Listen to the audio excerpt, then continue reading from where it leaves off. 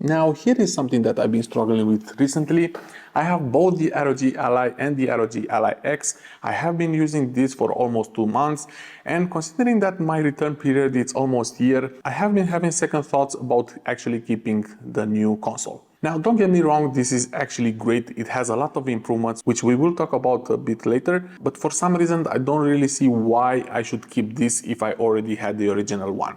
Now, there are a few factors to consider here, and especially the price, which, by the way, this comes with $100 more than the original one if you compare the original price alone, because now you can most likely find the original ROG Ally for a lot cheaper, and because prices have gone down quite a bit, now we should expect an ROG Ally 2 in just a couple of months, so maybe next year we should expect a better processor. And I know that AMD is working on something for all these handhelds that have been coming past couple of years. There are some rumors even that Microsoft is coming with their own handheld, but they are waiting just to see what that processor will be capable of. So considering that this is just a refresh, I'm expecting that the price will be similar to this one. It will go way down, and I already started seeing a couple of sales here and there, not much. Now, talking about the differences between these two, let's get that obvious out of the way. Asus has been listening to the customers, and they brought a lot of improvements from hardware perspective, but also from solving a couple of issues that the original one had, moving buttons around, better ergonomics, couple of extra ports and all that. So from that point of view, that definitely makes the ROG Ally X the safer bet. And if you are looking now to buy one of these consoles and you don't really care about the money, then definitely I should go with this one. Now,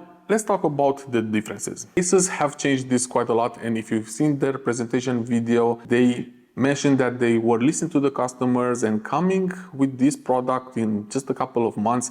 That's actually insane for me.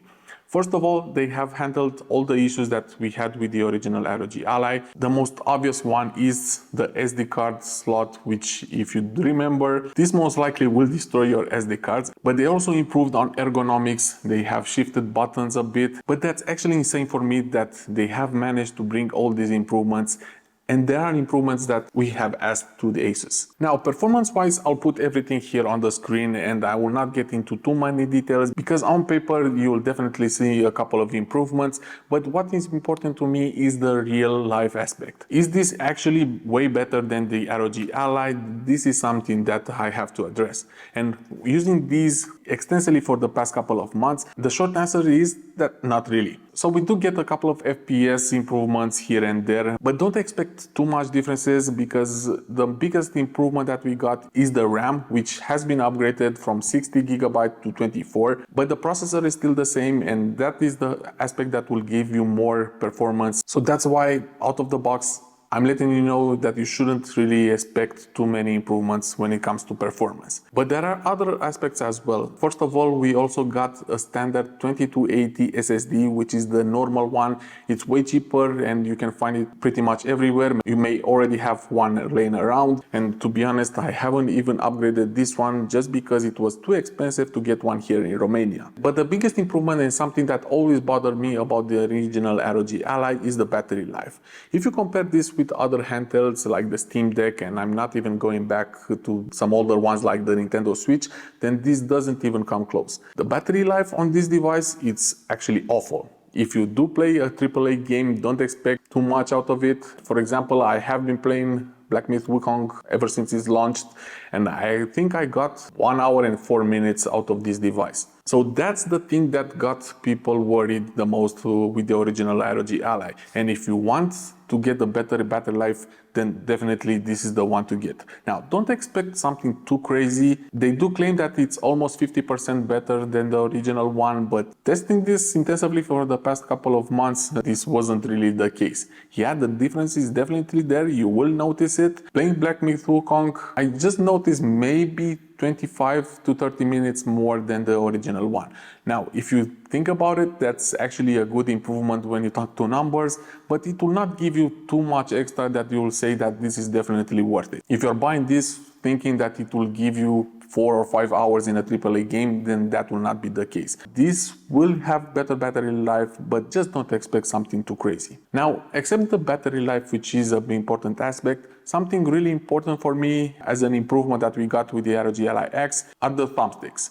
Now, these ones on the original one is something that I hated ever since day one. Coming from something like the Steam Deck, then these were awful to compare with. They are too mushy for me, they are too soft, and it's something that I noticed while playing games, and every time I'm going back to a more standard controller like the Steam Deck or even something like a DualSense controller for the PS5, then you'll definitely notice the difference. These are actually one of the worst thumbsticks that I have used. Now I got used to them, of course, but every time I go back, then I know what I'm missing. And the ROG Ally X has improved quite a lot. We got more durable thumbsticks. This will last you way longer than the original ones, and the feel of it are actually miles better than the original one. I will say that these are actually almost perfect. The sensitivity of it just right. You feel this in games, you will not feel the mushiness of the original one. Kudos to them because these are way better. Now they have been working on ergonomics as well because they have moved a couple of buttons.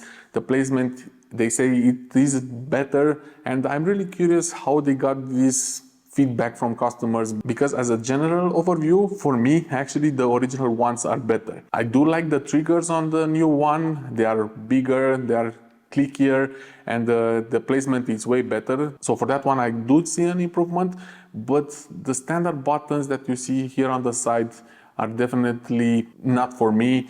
I still like to use the original ones. And actually one of my main concerns and why I hate this new button placement is whenever I'm using the right thumbstick and I'm pressing left, maybe 80% of the time I will actually touch the screen with my thumb. And if you have the touchscreen enabled in games, then you will see that it triggers some actions. When I was playing Wukong, I was pressing light attack, which I didn't want to. And this isn't something that I just done once or twice. This is something that I'm doing quite often. And for some reason, even though they are not that different, on the original one, I never noticed this. But apparently this is something generic when it comes to button placement, and people are saying that this is better, so maybe it's just for me. But that's just a personal preference. I still like the original ones better. Now there are some other buttons. For example, D-pad now has 8 directions compared to the 4 ones. So depending on the type of games that you are playing, this may be better for you. But to be honest, the material of the D-pad just seems better for me for some reason on the original one. Then we also have the back buttons, which to be honest, I'm not using that much, but the placement of these ones are way better. The original ones, whenever you wanted to press them, you couldn't really do it. So these ones, even though they are smaller, the placement, at least for my big hands, it's quite great. Another aspect that they have changed are the corners. We are talking about ergonomics.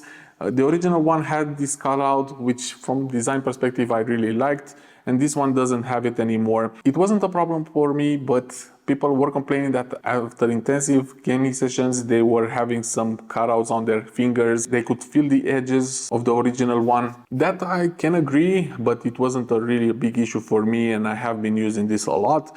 But it is something that they worked on, and I'm glad they did, because it seems that this is a general aspect that people really love. Now, they also work on the ergonomics.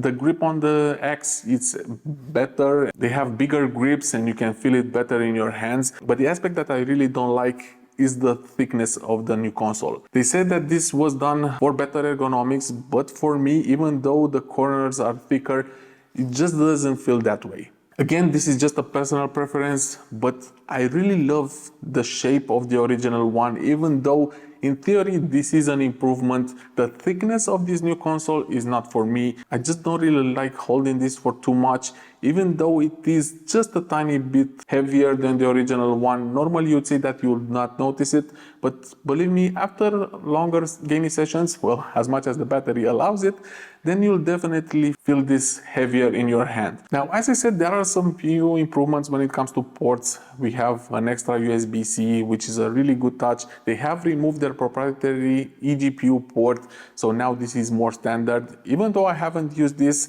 I really think it's a cool idea, but I will not pay that extra money just to have an external GPU. But if you already have some of them laying around or use them with some other PCs or laptops, then that one will most likely be compatible with the new Ally X. Some aspect that which I haven't seen too many mention, maybe again it's a preference, but the materials, the overall shell of the ROG Ally X just feels cheaper for me when you compare it to the original one. This does seem to have better quality for me. This is more texture, so maybe that gives the impression of poor quality.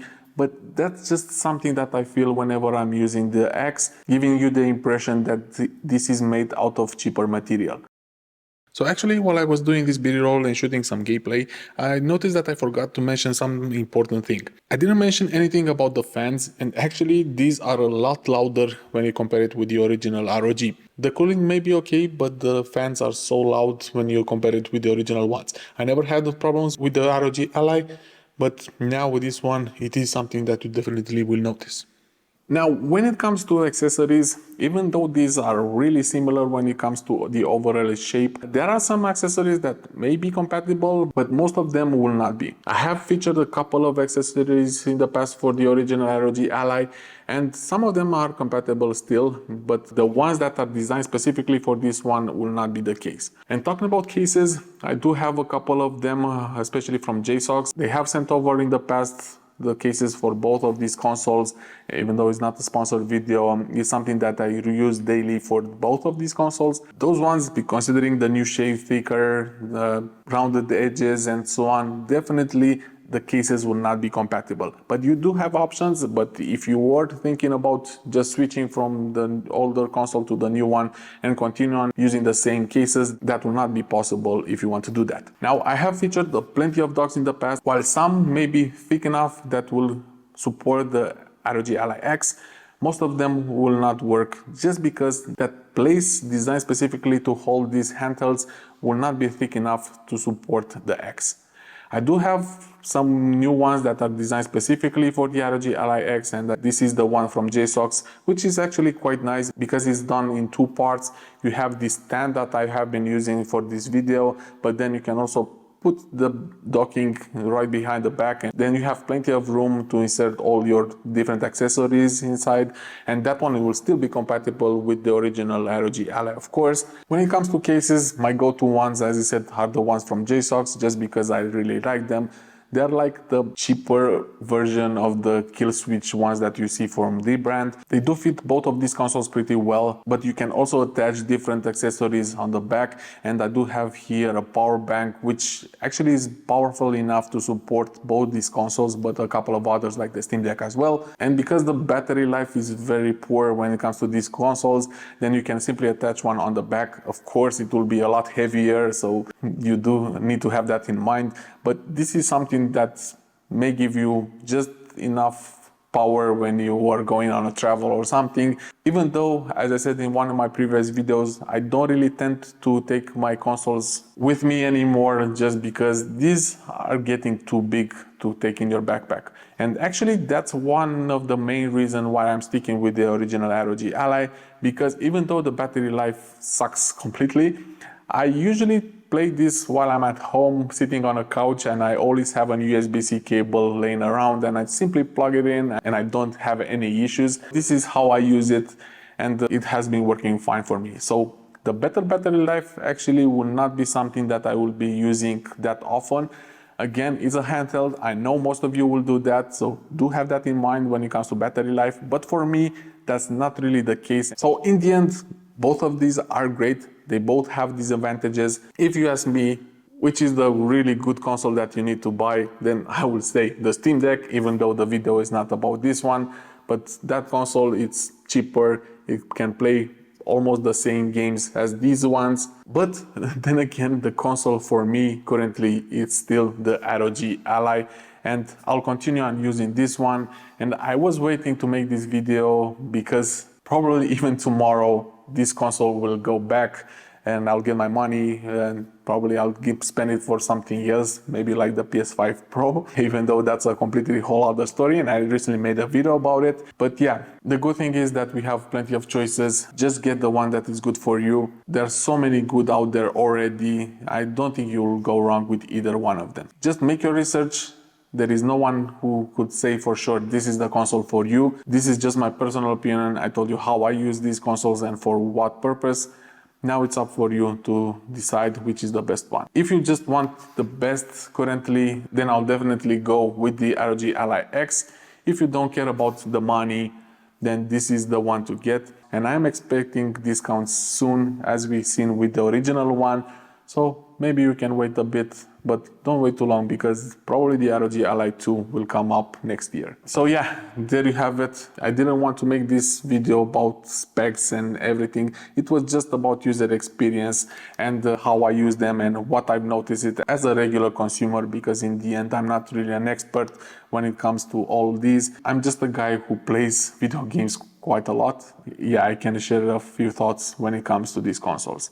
So hopefully you find this useful. So drop a comment down below if you have any other aspects that you want to talk about.